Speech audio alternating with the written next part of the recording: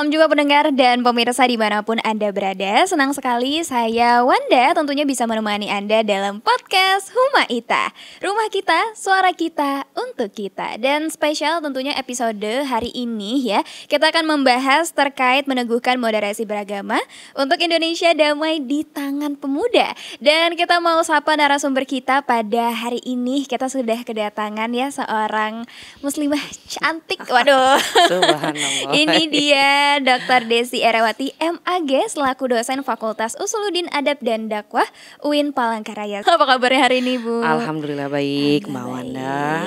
Baik. Dan sehari-harinya memang berkegiatan sebagai dosen ya, Bu, atau ada kegiatan lainnya? Alhamdulillah. Jadi selain sebagai dosen di Fakultas Usuluddin Adab dan Dakwah UIN Palangkaraya, juga kita punya kegiatan yang lain, Mbak Wanda. Itu kita bergabung di salah satu yayasan pendidikan Islam, Pondok Pesantren Diatul Insan Vitalimitin, dan juga Pondok Pesantren Tahfiz Putri Bani Ibrahim. Iya. Dan ada beberapa kegiatan yang lainnya. Baik. Gitu. Oke, berarti sehari-harinya juga sering ketemu sama anak muda ya, Bu ya? That's it, betul. Kalau ngomongin soal anak muda ya, kayaknya emang idenya banyak ya, apalagi mereka juga terpapar sama informasi terbaru kan ya, Bu. Makanya kalau ngomongin sebenarnya soal moderasi beragama itu juga jadi PR, bukan cuma gimana caranya anak muda bisa menerapkan moderasi beragama, tapi gimana caranya juga mereka bisa jadi pelopornya. Nah ini betul. penting banget, karena jadi bias nih, Bu, ketika kita berada di dalam arus informasi yang secepat ini. Tapi kalau menurut Ibu Desi, kita mau menyamakan persepsi dulu nih, Bu. Kira-kira moderasi beragama itu maknanya seperti apa dan tujuannya untuk apa gitu? Baik, terima kasih nih Mbak Wanda, tadi juga sudah diundang di acara ini. Dan tentunya karena semangat kita di bulan ini ya, semangat pemuda dan pemudi itu menjadi harapan bangsa. Tadi terkait dengan moderasi beragama. Jadi kalau kita bisa menelisik sebenarnya apa itu moderasi beragama, tentunya adalah bagaimana cara pandang kita, cara bersikap kita, di mana kita adalah pada posisi yang di tengah. Jadi tidak ke kanan, tidak ke kiri, netral. Dan tentunya adalah semua cara pandang kita, cara sikap kita itu didasarkan kepada manifest dari ajaran-ajaran kita masing-masing. Kalau kita di dalam Islam itu ada yang namanya wasatiyah, jadi pada posisi yang di tengah.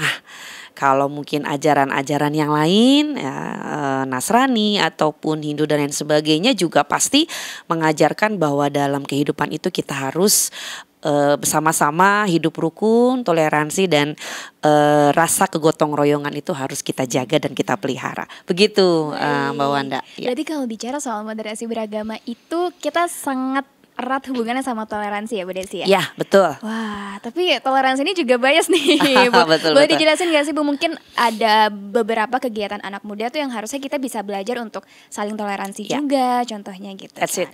Jadi dari kita berbicara tentang apa itu moderasi beragama, nah tentunya dari definisi itu juga kita bisa pahami juga, Mbak Wanda, bahwa di dalam moderasi itu ada indikator. Jadi ada ciri-ciri daripada moderasi beragama. Yang pertama adalah komitmen kebangsaan.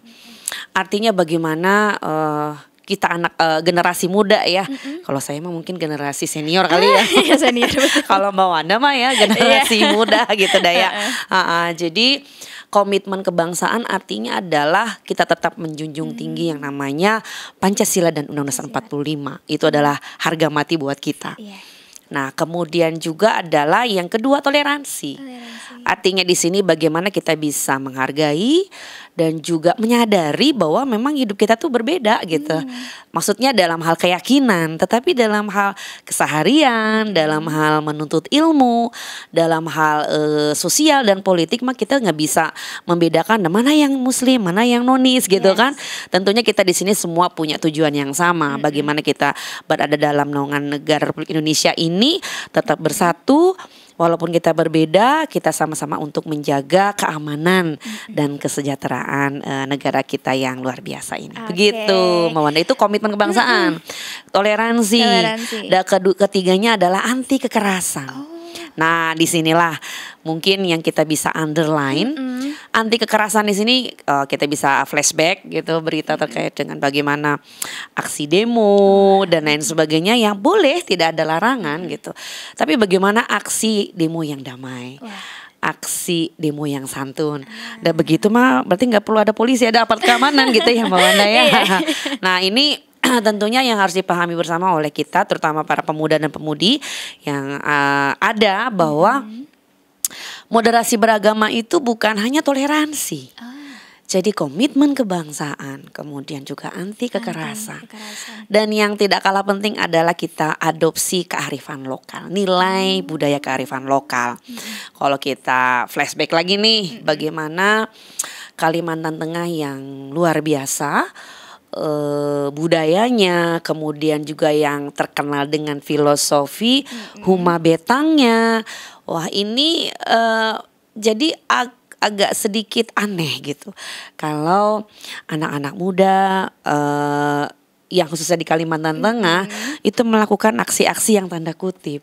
Karena filosofi khas daripada budaya khas suku Dayak itu kan adalah filosofi Huma Betang, rumah panjang, yang dimana di sana adalah sangat beragam dan penuh dengan kekeluargaan, kebersamaan, gotong royong, dan luar biasa begitu. Jadi Mbak Wanda, artinya akan aneh ketika kita berada di Kalimantan Tengah ini menjadi huru hara gitu dah ya. Jadi tentunya pasti dengan mengusung kearifan lokal itu kita mencoba untuk menjadi warga Kalimantan Tengah yang rukun, yang damai dan tentunya berkah gitu ya. Iya betul, berkah gitu, yang paling penting. Ya, gitu, berarti Bu, kalau misalnya ngomongin moderasi beragama itu sebenarnya akar budaya dari Kalimantan Tengah sendiri itu udah ngajarin soal itu. Iya, dan apalagi ketika kita beragama, mempelajari soal agama, itu harusnya menjadi fondasi yang makin kuat gitu ya Bu. Itu dia. Dan tentunya ada banyak sebenarnya pertanyaan yang juga mungkin terlintas di kepala Wanda ketika ngomongin soal moderasi beragama Bu Desi.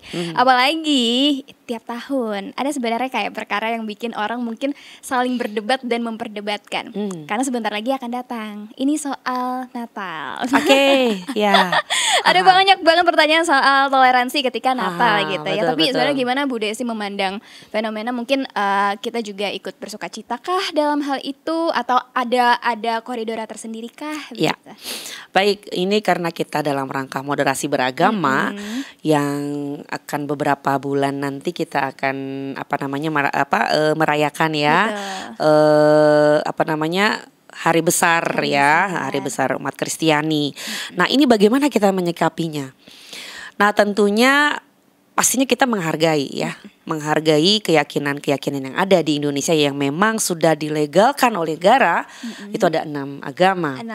Artinya kita di sini menghargai, dan tentunya menghargai di sini adalah bukan berarti kita, mohon maaf nih Mawanda, kita ikut ibadah di gereja gitu ya. Nah itu kebebasan yang kebablasan. Artinya adalah dalam ranah hubungan kita sesama manusia, menjalin silaturahim, berkunjung, itu mah tidak masalah gitu. Karena dalam rangka dalam menjalin silaturahim. Nah tapi kalau dalam ranah ibadah kepada Sang Pencipta, itu tentunya kalau dalam bahasa agama adalah lakum dinukum waliyadin. Artinya agamamu, agamaku. Pada saat kita beribadah kepada Sang Pencipta, itu tentunya adalah harus ada batasan-batasan. Tapi ketika pada hablum minan nas, nah tentunya di sini sebagai anak muda kita mah bisa open minded bahwa boleh kok kita ya, boleh loh kita silaturahim, berkunjung kepada teman-teman kita, kepada sahabat-sahabat kita, karena kita memang ya hidup kita adalah fitrah kalau dalam agama ya, bahwa kita diciptakan itu adalah berbeda, tapi bukan mengusung keperbedaan itu menjadi satu hal yang saya mah Muslim dan saya mah Kristiani dan saya ada ini, enggak gitu. Artinya adalah di sini kita saling, kalau dalam bahasa agama, li ta'arofu, saling mengenal, saling bertukar informasi, saling berpengalaman dan lain sebagainya. Begitu Mbak Oke, Wanda ya. dan mungkin ya buat Pak Hari di luar sana. Jadi sebenarnya yang salah itu bukan mau berkunjung atau nggak mau berkunjung, tapi kalian berdebat sampai berkelahi. Mungkin Ya, gitu ya. nah nanti menimbulkan tadi kekerasan anarkis. aduh, Nah, itu jangan sudah sampai. pertanda bahwa ada indikasi-indikasi wah perbuatan radikal nih nanti Betul. gitu kan. Makanya ketika kita bersikap menjadi seorang yang moderat itu adalah 4 itu tadi yang harus Empat kita itu tadi. jaga. Betul. Komitmen kebangsaan, anti kekerasan, Kekerasan. toleransi dan kita adopsi kearifan lokal yang ada di Kalimantan Tengah. Itu Begitu. dia Pak Hari. Wah, banyak banget ya belajar hari ini. Iya. Tapi kalau ngomongin soal belajar, tadi kan Ibu Desi juga sebagai seorang dosen That's it. pasti berhadapan sama banyak anak muda, Ya. banyak siswa, siswi, mahasiswa gitu. Nah, gimana fenomena moderasi beragama ini sendiri di lingkungan anak muda nih Bu? Apakah sudah baik dan Ya. sebagainya gitu? Baik, kalau berdasarkan data penelitian dan lain sebagainya, untuk data kerukunan umat beragama di Kalimantan Tengah itu dari tahun ke tahun itu meningkat. Maksudnya bagus gitu. Ya, bagus. Ini berdasarkan data. Kebetulan saya tidak sempat ini, tapi di sini ada sedikit catatan nih Mbak Wanda. Saya nggak apa-apa ya buka kitab nggak perukunan apa-apa. ini. Aman. Ya. Bahasa kayak bahasa saya mah kitab Iya. perukunan. Jadi kebetulan saya juga tergabung di Forum Koordinasi Pencegahan Terorisme yang sering disingkat dengan FKPT. Di mana FKPT ini adalah tangan dari BNPT RI. Badan Nasional Penanggulangan Teroris. Jadi kami FKPT itu adalah kalau bahasa kita sekarang bestinya gitu kali daya panjang tangan BNPT RI kepada provinsi-provinsi yang ada di Indonesia. Nah, ini berdasarkan data yang ada bahwa indeks potensi radikalisme yang ada di Kalimantan Tengah tentunya ini sudah mulai menurun nih.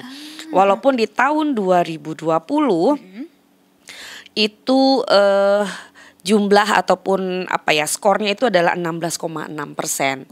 Di mana ini kalau dari rata-rata nasional itu di tahun 2020 adalah 12,2. Artinya di atas.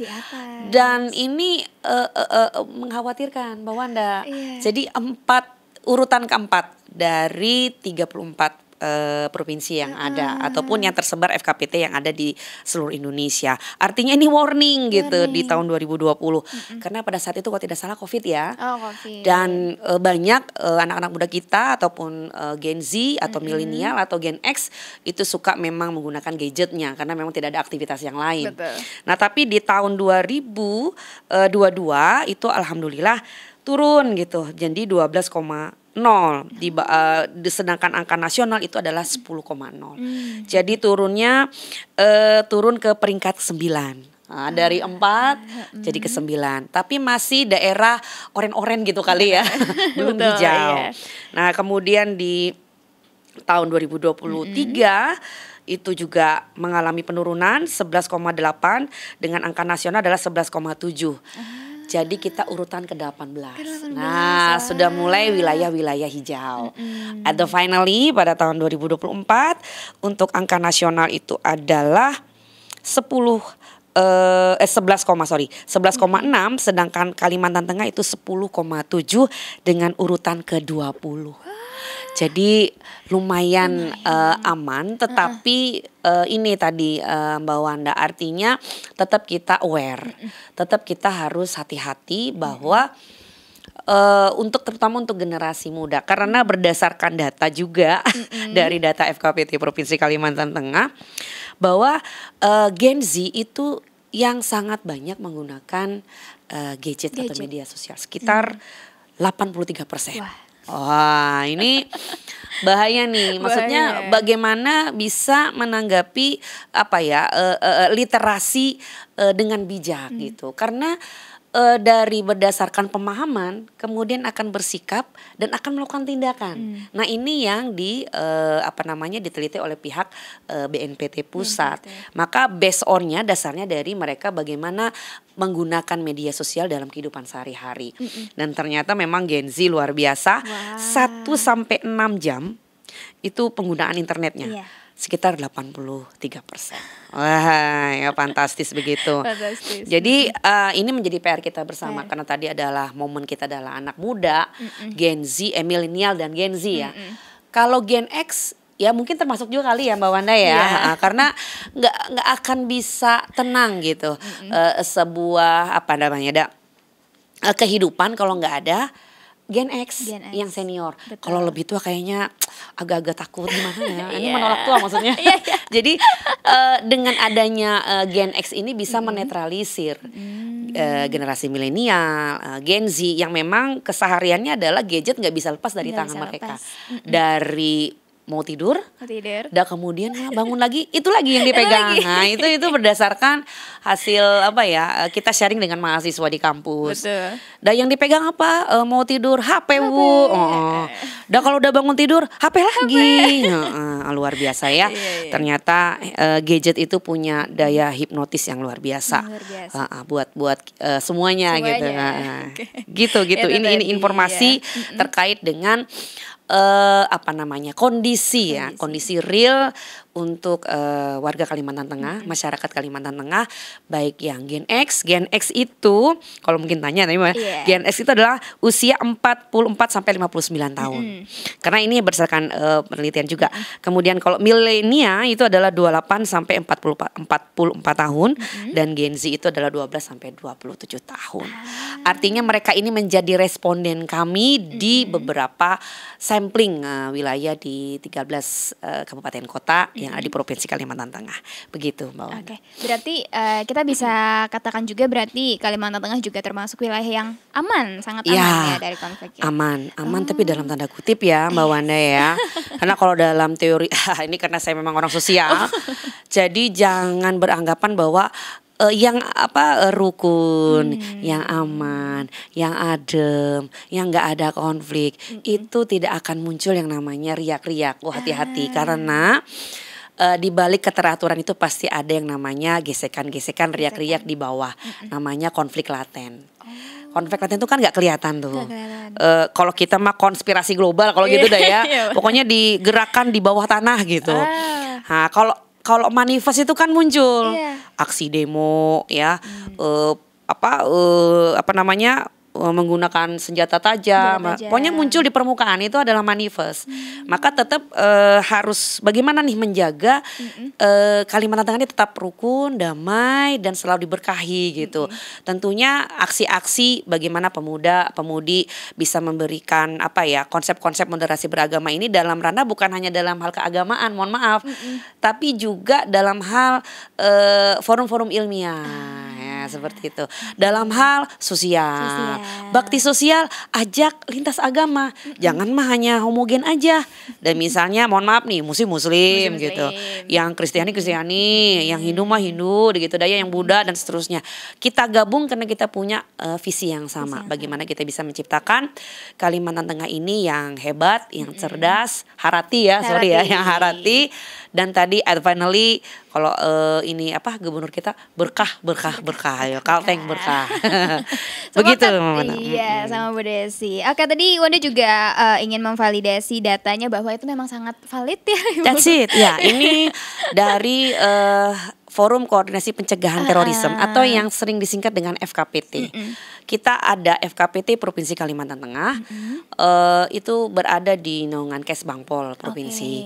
Dan ini juga panjang tangan dari BNPT Republik Indonesia. Alhamdulillah kita di sana menjadi salah satu anggota. Kami kebetulan adalah Kepala Bidang Pengkajian dan Penelitian. Jadi memang suka nih Mbak Wanda, jadi suka sharing-sharing juga di sama mahasiswa, kemudian juga pada event-event atau forum-forum yang sifatnya adalah ilmiah. Kita sampaikan bahwa Kalimantan Tengah itu adalah safe gitu ya, safety gitu, aman gitu, jalur hijau. Tapi walaupun seperti itu kita tetap menjaga dan juga tetap kita mengusung langkah preventif ya kalau kita seperti langkah preventif kita bagaimana kita melakukan aktivitas sosial itu bukan hanya pada ranah kita beda pada ranah agama, tapi juga kita pada bisa walaupun kita lintas agama kita bisa melakukan kerjasama dalam forum ilmiah, dialog bersama antar kampus karena alhamdulillah nih Kalimantan Tengah ada IAKEN ya, Institut Agama Kristen Negeri. Kemudian Institut Agama Hindu. Penyang Kaharingan ya, negeri, kemudian Universitas Islam Negeri, dan juga Sekolah Tinggi Ilmu Pastoral. Yang itu jarang ya di provinsi yang lain bisa bergabung. Kementerian Agama bisa bergabung, ada Kristen, ada Hindu, ada juga Islam. Betul. Nah, seperti itu. Betul, makanya tadi disebutkan juga bahwa dalam datanya Gen Z ya, Bu ya. Kita sangat mendominasi penggunaan gadget dan digitalisasi dan sebagainya gitu. Nah, Wanda mungkin pengen bertanya, ini sesuatu yang dekat juga. Kita kan sebagai anak muda, mungkin benar banget tuh dari pagi sampai malam gitu ya, nge-scroll atau kita bikin konten juga. Kita suka bicara soal sesuatu, kita suka mengekspresikan diri. Nah, kalau bicara soal moderasi beragama, kalau menurut Bu Desi sebagai anak muda, kita bisa ngapain aja di media sosial biar bisa kontribusi juga untuk menciptakan masyarakat yang bermoderasi ini tadi? Oke, baik. Ya karena memang yang sering dipegang itu adalah persegi 4 panjang pipi gitu dah ya. Nah inilah menjadi tugas ataupun PR bersama khususnya kalangan generasi muda. Bagaimana memberikan ataupun informasi-informasi yang santun, yang baik, yang kalau boleh sosialisasikan gitu. Filosofi ataupun kearifan lokal kita tadi Huma Betang. Atau ada lagi nih Handep Hapakan, atau Belum Bahadat, dan juga kalau di dalam itu tradisi Manugal itu biasanya kalau yang bertani ya, nah itu kebersamaan, gotong royong, dan itu di-up di media sosial. Ini loh potret keragaman, ini loh potret daripada kearifan lokal yang mengusung tentang indahnya berbagi, indahnya bersikap dengan yang baik ataupun santun ataupun hal-hal yang positif. Nah ini tentunya menjadi PR bersama. Konten-konten yang menarik gitu, tapi balutannya isinya adalah kearifan lokal, kemudian juga sosialisasi tentang bagaimana hidup itu berbeda gitu, bagaimana konsep Islam misalnya tentang keberbedaan, bagaimana konsep Nasrani tentang keberbedaan, Katolik dengan keberbedaan, Hindu dengan keberbedaannya, itu di-up di media sosial, tapi perlu di-underline seperti itu ya, dengan bahasa yang santun. Jadi etika pasti ada kan ya, tata aturan dalam ketika kita ingin konten. Jadi nggak ngasal, karena kan kadang mohon maaf nih di media sosial mah ya, kadang kayaknya nggak ada filternya gitu. Malah yang tanda kutip yang minus-minus itu banyak gitu, yang yang sering muncul di FYP. That's it. Yang negatif itu kayaknya banyak, tapi kalau yang positif sepi gitu, 0 like gitu dah ya, 0 komen gitu kan. Nah ini menjadi tugas semuanya anak-anak muda yang memang familiar dengan gadget, familiar dengan media sosial, familiar dengan teknologi canggih. Hayu gimana caranya mengemas konten-konten atau bahasa kalimat-kalimat hikmah gitu dah ya, indahnya berbagi. Hayu kita ini kegiatan mitigasi, wah gitu ya. Jadi nggak harus bicara tentang politik yang tanda kutip nggak jelas, kemudian komen-komen yang nggak anfaedah gitu dah ya. Kita kan hidup kan pinginnya yang positif ya, pingin yang membangun, gitu ya, Bu, ya. kritik yang membangun.